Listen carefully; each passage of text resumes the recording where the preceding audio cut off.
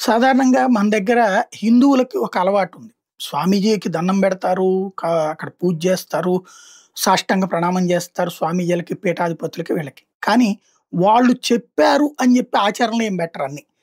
మనకి పనికొచ్చేయి లేదా మనకి నచ్చేది మనం చేయగలిగింది మాత్రమే చేస్తారు.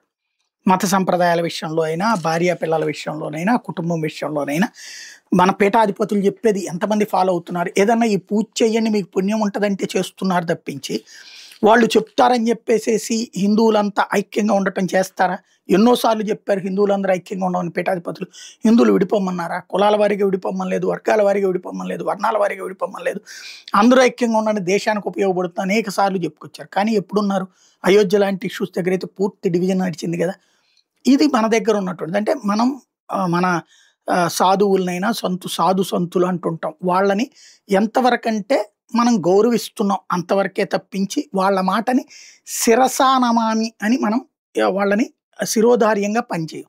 బట్ ముస్లిం సమాజంలో మాత్రం అది ఖచ్చితంగా ఉంటది. కొన్ని కొన్ని విభాగాలు అనౌన్స్ చేస్తే, అందులో ఇప్పుడు ఏదైతే ముస్లిం సమాజానికి కీలకమైనటువంటి దియోబంది ఉలేమా మౌలానా క్వారీ ఇష్క్ గోరా ఎవరైతే ఆ దియోబంద్ అనేటటువంటిది, ఈవెన్ ఇప్పుడు ఆఫ్ఘనిస్తాన్‌లో తాలిబాన్లు కూడా అనేక మంది అక్కడి నుంచి శిక్షణ పొందిన వాళ్ళే. అంటే ఇక వాళ్ళకి నరనరానా కూడా వాళ్ళ మతానికి సంబంధించిన ఖురాన్‌లో ఉన్నటువంటిది ఆచరణలో పెట్టేటటువంటి విధంగానే తయారు చేస్తుంటారు.